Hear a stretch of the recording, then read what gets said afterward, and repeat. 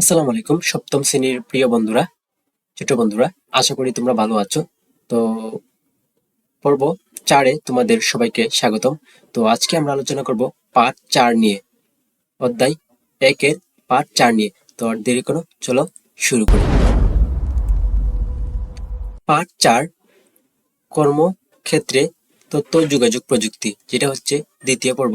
ওকে, এই যে আগে আমরা পড়ছিলাম কর্মক্ষেত্রে তথ্য যোগাযোগ প্রযুক্তি পার্ট 3-এ, এখন 4-এ কি একই কথা বলা হয়েছে। কাগজ ব্যবহার না করে অফিস কাজকর্ম চালনা যদি তথ্য প্রযুক্তির একটা ধাপ হয়, তাহলে পরের ধাপটি কি হতে পারে? তোমরা কেউ কি নিশ্চয়ই অনুমান করে ফেলেছ। নিশ্চয়ই অনুমান করে ফেলেছ, সেটি হবে অফিসে না গিয়ে অফিস করা।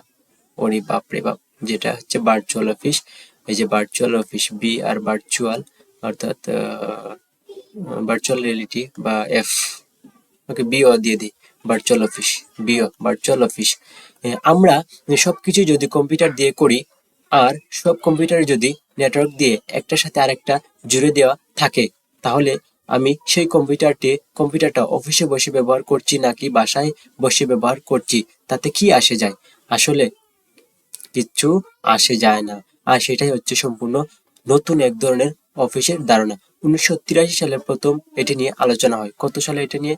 1983 সালে, এটা মনে রাখবা তোমরা। 1983 সালে এই যে অফিসে না গিয়ে অফিস করার ধারণাটা প্রথমে নিয়ে আলোচনা করা হয়। আর 1994 সালে প্রথম এই ধরনের একটা অফিস চালু হয়। আর এটা চালু হয়েছে কত সালে? 1994 সালে। দুইটা সাল এখানে এমসিকিউর জন্য আসতে পারে। ওকে, এমসিকিউর জন্য আসতে পারে। যারা কাজ করছে তারা সশরীরে কেউ অফিসে নেই, কিন্তু অফিসের কাজ চলছে। এরকম অফিসের নাম হচ্ছে ভার্চুয়াল অফিস। এই যে বিও, ভার্চুয়াল অফিস অর্থাৎ অফিসে সরাসরি অফিসে না গিয়েও কি বাসা বাড়িতে বা বাড়িতে বসে কাজ করার যে প্রক্রিয়া, এটা হচ্ছে ভার্চুয়াল অফিস। আমাদের দেশের ছেলে মেয়েরা অনেকে কি করে, অনলাইনে কি করে, বিভিন্ন দেশের কোম্পানিতে জব করে, এগুলা সম্ভব বা অফিস করে বাসায় বসেই ইউএস এর অফিস করতেছে, ইউকে এর অফিস করতেছে। এগুলা কিভাবে সম্ভব হচ্ছে? এই যে ভার্চুয়াল অফিসের কারণে। তাছাড়া এই যে তুমি আমার ভিডিও দেখতেছো, তুমি কি আমার সাথে সরাসরি কানেক্টেড না? তুমিও কি ভার্চুয়ালি আমার ভিডিওটা দেখতেছো? ওকে, এখানে একটা দেওয়া যে একটা মানুষ নাই এই অফিসে, কি একটা মানুষ নাই, একটা বিশাল কল সেন্টার। এটা কি একটা বিশাল কল সেন্টার, অনেকগুলো কম্পিউটার রাখা। তো এই যে সব অফিসকে যে ভার্চুয়াল অফিস বানানো যাবে তা নয় অবশ্যই, কিন্তু যেগুলো বানানো যাবে সেখানে অনেক লাভ। প্রথমত তোমাকে অফিসের জন্য বড় বিল্ডিং করতে হবে না। এই যে বড় বিল্ডিং এর খরচ বেঁচে যাবে। এখানে কি করে যাবে? বিল্ডিং এর খরচ কি যাবে? বেঁচে যাবে। আবার যে বিল্ডিং যদি আমরা ভাড়া নিতাম, তখন ভাড়া দিতে হতো। তো এখানে কি ভাড়ার খরচটা কি বেঁচে যাবে। রাস্তাঘাটে ট্রাফিক জ্যামের সাথে যুদ্ধ করে কেউ অফিসে আসতে হবে না কাউকে। এই যে অফিসে যাওয়ার সময় আমাদের যে ভাড়ার প্রয়োজন হয়, রিক্সা ভাড়া বা যাতায়াত ভাড়া বা ট্যাক্সি ভাড়া, এটাও বেঁচে যাবে। আর এই জ্যামের কথা না বলি, ঢাকাতে তো অনেক জ্যাম, বাংলাদেশের অধিকাংশ সিটিতে জ্যাম থাকে, স্পেশালি গরমে খুব বেশি থাকে। বাসায় বসে কাজ করতে পারবে বলে অফিসের কাজের পাশাপাশি বাসার কাজকর্ম করতে পারবে।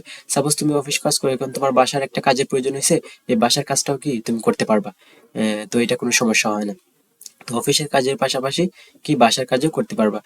অফিসে গেলে নির্দিষ্ট সময় পর্যন্ত কাজ করতে হবে, কিন্তু বাসায় বসে কাজ করলে অফিসের অফিসের সময়ের বাইরে অনেক কাজ করা সম্ভব। কাজেই ভার্চুয়াল অফিসের কাজকর্ম সাধারণ অফিস থেকেও বেশি হতে পারে। অবশ্যই অবশ্যই, ডেফিনেটলি। কারণ দেখা যাইতেছে তো এটারও কিছু তো সব অফিসকে তো আর ভার্চুয়াল করা যাবে না, এটা বলেই দিছে। তো এটা হচ্ছে একটা বিআর বিও ভার্চুয়াল অফিস। তো পরবর্তীতে কি বলছে? ভার্চুয়াল অফিসের সবচেয়ে চমকপ্রদ সুবিধাটির কথা এখনো বলা হয়নি। আচ্ছা, সাধারণ অফিসে যারা কাজ করে তাদের অফিসের কাছাকাছি থাকতে হয়। ভার্চুয়াল অফিসে যেহেতু কাউকে সশরীরে থাকতে হয় না, তাই তারা যেখানে ইচ্ছা সেখানে থাকতে পারে। কাজেই এক অফিসের এক একজন হয়তো এক এক শহরে থাকে। সত্যি কথা বলতে কি, অনেক অফিসেই কিন্তু এভাবে কাজ করে। সত্যি কথা, বাংলাদেশের অনেক কোম্পানি আছে, বড় বড় কোম্পানি। এগুলা কি করে, আমাদের সিলেটে একটা আছে যে এই যে এপিফাই ল্যাব, এখানে কি এটা একটা সফটওয়্যার কোম্পানি। এখানে কি করে, তারা রিমোটলি হায়ার করে, আবার দেখা যায় অফলাইনও হায়ার করে। রিমোটলি বলতে এই যে ঘরে বসে যে কাজটা, এটা হচ্ছে রিমোটলির কথা। রিমোট রিমোটলি বোঝায় এটাকে। যখন তুমি ঘরে বসে অন্য কোম্পানির কাজ করবা, অফিসের কাজ করবা, এটাকে রিমোট জব বলা হয়। পৃথিবী পৃথিবীটা যেহেতু তার অক্ষের উপর ঘুরে, তাই এক পৃষ্ঠ যখন দিন, তখন পৃথিবীর অন্য পৃষ্ঠে রাত। অর্থাৎ সাপোজ মনে করো আমাদের বাংলাদেশে এখন দিন, কিন্তু এই দিন আবার সৌদি বা মনে করো এখন কানাডাতে কি এখন রাত। তো আমাদের এখানে যখন দিন তখন কানাডাতে রাত, আবার আমাদের এখানে যখন রাত তখন কানাডাতে কি দিন। দিনের বেলা হয়তো একদল অফিস করে ঘুমাতে গেল, সাপোজ মনে করো আমরা দিনের বেলা কাজ করলাম, ঘুমাতে গেলাম, তখন পৃথিবীর অন্য পৃষ্ঠের একদল ঘুম থেকে উঠে কাজ শুরু করলো দিল, যার অর্থ অফিসটা 24 ঘন্টা খোলা থাকছে। অর্থাৎ দেখো, তারা যে রিমোটলি হায়ার করার কারণ হচ্ছে বাংলাদেশিদের হায়ার করবে কিসের জন্য, যাতে রাতের কাজ বাংলাদেশি কর্মীদের দিয়ে করাতে পারে, আর দিনের বেলা তো কানাডার কর্মীরা ওদের ওদের কাজ করবে ওদের সময়, আর রাতের বেলা ওরা কি করবে, ঘুমাবে, আর রাতের বেলা কাজ করবে কি আমাদের দেশের, কারণ কানাডাতে একটা উন্নত দেশ, তারা কি করবে নিম্নমানের দেশগুলোর কর্মী হায়ার করবে বা দক্ষ কর্মী হায়ার করবে। আজকাল কল সেন্টার বলে প্রায় একটা কথা শোনা যায়। আমাদের দেশে অনেক কল সেন্টার আছে, নানা ধরনের কল সেন্টার, নানা ধরনের কাজ।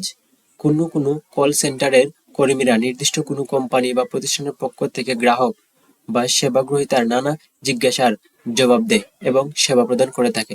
সাপোজ মনে করো বিকাশ, তোমার বিকাশ অ্যাকাউন্টে প্রবলেম হইতেছে, তুমি বিকাশের তাদের যে সার্ভিস নাম্বার বা কাস্টমার নাম্বার আছে ওইটাই তুমি কল করে কি করতে পারো, বিস্তারিত জানতে পারো বা কথা বলতে পারো। ধরো যাক কেউ একটা কম্পিউটার কিনেছে, সেই কম্পিউটারটা নিয়ে তার একটা সমস্যা হয়েছে, তাই সে কম্পিউটার কোম্পানিতে ফোন করলো। সে হয়তো ভাবছে তার ফোনের উত্তর দিচ্ছে আশেপাশের কোনো একজন মানুষ, আসলে সেই ফোনটি হয়তো চলে এসেছে পৃথিবীর অন্য প্রান্তে কোনো একটি কল সেন্টারে, সেখানে তারা আছে। তারা এই প্রশ্নের উত্তরটা খুব ভালো করে জানে, কারণ তাদের কাছে আগে হয়তো আরো অনেক মানুষ এই প্রশ্নটি করেছে, তাই খুব সহজেই কল সেন্টার থেকে উত্তর দিয়ে খুশি সেই মানুষটিকে খুশি করে দিল। এই যে এখানে একটা পিকচার দেখাইতেছে, পিকচারকে এক অনেক তরুণ তরুণী আজকাল অফিসে গিয়ে 9টা 5টা পর্যন্ত কাজ না করে নিজের ঘরে বসে স্বাধীনভাবে যখন ইচ্ছা তখন কাজ করে। এই যে একজন তরুণী কি করতেছে, ঘরে বসে কাজ করতেছে নিজের ইচ্ছা মতো। ওকে, তারপর এখানে কি বলা হয়েছে, এইখানে আমাকে কোথায় ছিলাম, কাজ করতে আচ্ছা, এখানে আমাদের দেশে অনেক তরুণ তরুণী আজকাল অফিসে গিয়ে নির্ধারিত সময় পর্যন্ত কাজ করার চেয়ে তারা তার নিজের ঘরে বসে স্বাধীনভাবে যখন ইচ্ছে কাজ করতে স্বাচ্ছন্দ্য বোধ করে। তাদের কাজের ক্ষেত্রটি তখন আর নিজের শহর কিংবা নিজের দেশের মাঝে আটকে থাকে না, তখন সেটা হয়ে যায় সারা পৃথিবী। তারা শুধু যে কাজ করে আনন্দ পায় তা নয়, অনেক টাকা উপার্জন করতে পারে। এত কিছুর জন্য তার দরকার শুধু একটা কম্পিউটার আর ইন্টারনেট। এই যে কম্পিউটার আর ইন্টারনেট, কম্পিউটার আর ইন্টারনেট, কম্পিউটার আর ইন্টারনেট, অত এত কিছু সুবিধা বা ভালো জব পাওয়ার জন্য কম্পিউটার ইন্টারনেটে কি যথেষ্ট। অবশ্যই তার সাথে আরো একটি জিনিসের দরকার, সেটা হচ্ছে দক্ষতা।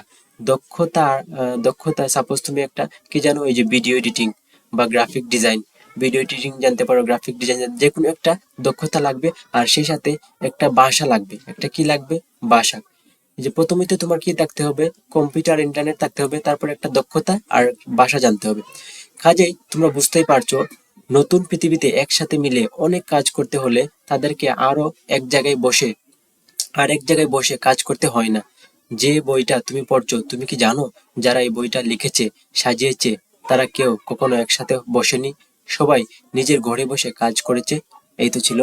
তো এখানে একটা দলগত কাজ দেওয়া আছে, তোমাদের স্কুলে একটি ভার্চুয়াল ক্লাসরুম তৈরি করতে হলে কি কি করতে হবে সেটি লেখো। তো তোমরা দলগত কাজের সমাধান যদি চাও তাহলে নিচে কমেন্ট করে জানিও, আমি এই দলগত কাজের সমাধান নিয়ে ভিডিও দেওয়ার চেষ্টা করব।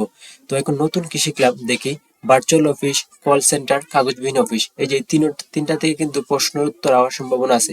তোমাদের তো জানো হয়তোবা, এই যে তোমাদের হচ্ছে এমসিকিউ থাকবে হচ্ছে 15টা, এমসিকিউ থাকবে 15টা, আর শর্ট কোয়েকশন অর্থাৎ এসকিউ থাকবে হচ্ছে 10, মানে 5 × 10। এই যে পাঁচটা থাকবে 2 মার্ক করে, তো টোটাল মার্ক হচ্ছে 25।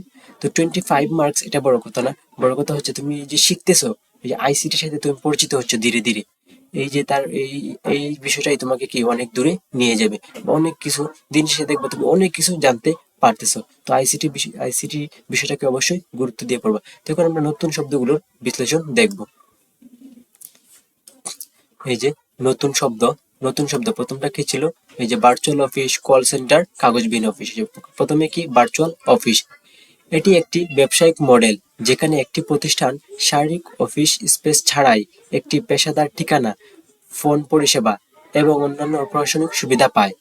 এর মাধ্যমে ব্যবসাগুলো ঐতিহ্যবাহী অফিসের উচ্চ খরচ এড়িয়ে একটি পেশাদার ভাবমূর্তি বজায় রাখতে পারে এবং কর্মীরা দূর থেকে কাজ করার নমনীয়তা উপভোগ করতে পারে। অর্থাৎ ভার্চুয়াল অফিস, যে কোনো জায়গা থেকে আমরা যে কোনো দক্ষ কর্মী হায়ার করতে পারি। তো কল সেন্টার, কল সেন্টার এটি একটি কেন্দ্রীয় কার্যালয় যেখানে টেলিফোনের মাধ্যমে গ্রাহকদের সাথে যোগাযোগ করা হয়। কিসের মাধ্যমে? টেলিফোন বা মোবাইল ফোনের মাধ্যমে গ্রাহকদের সাথে যোগাযোগ করা হয়। টেলিফোনটাই বেশি ইউজ করা হয়। এখানে গ্রাহক সেবা, বিক্রয়, প্রযুক্তিগত সহায়তা বা টেলিমার্কেটিং এর মতো কাজগুলো পরিচালিত হয়। কল সেন্টারগুলো বিশাল সংখ্যক ফোন কল দক্ষতার সাথে পরিচালনা করার জন্য বিশেষায়িত সফটওয়্যার ও এজেন্ট ব্যবহার করে। তারপর সর্বশেষ হচ্ছে এই যে কাগজবিহীন অফিস। এটি এমন একটি কর্মপরিবেশ যেখানে কাগজের ব্যবহার পুরোপুরি বা প্রায় পুরোপুরি বন্ধ করে দেওয়া হয়। এখানে সমস্ত ডকুমেন্ট, ফাইল সংরক্ষণ এবং যোগাযোগ ডিজিটাল পদ্ধতি যেমন ইমেইল, ক্লাউড স্টোরেজ, ডিজিটাল স্বাক্ষর সম্পন্ন হয়। এর প্রধান লক্ষ্য হলো দক্ষতা বৃদ্ধি, খরচ কমানো, পরিবেশের উপর নেতিবাচক প্রভাব ফেলা। দেখো, প্রথমটা কি? দক্ষতা বৃদ্ধি, খরচ কমানো, পরিবেশের উপর নেতিবাচক প্রভাব ফেলা। ওকে, তো পরিবেশ রক্ষা করতে ওই যে কাগজ তৈরি করার জন্য আমাদের কি লাগবে? গাছ লাগবে, গাছ কাটতে হবে। তো দেখা যাইতেছে যদি আমরা কাগজ বিহীন অফিস করি তখন কাগজের প্রয়োজন হইতেছে না, তো গাছ কাটার প্রয়োজন হইতেছে না। তো গাছ থাকলে আমাদের পরিবেশের ভারসাম্য ঠিক থাকবে। আবার কি এট দ্য সেম টাইম আমাদের কাগজ কিনতে হইতেছে না, তো খরচও কি কমবে। তো এই তো ছিল পার্ট 4 নিয়ে আজকের আলোচনা। তো ভিডিওটি যদি ভালো লেগে থাকে তাহলে অবশ্যই স্কিল হাট বাংলাদেশ চ্যানেলটা সাবস্ক্রাইব করে পাশে থাকবে এবং লাইক, কমেন্ট, শেয়ার করবা। So thank you so much for watching this video. ভালো থাকো, সুস্থ থাকো এবং স্কিল হাট বাংলাদেশের সাথেই থাকো। আসসালামু আলাইকুম।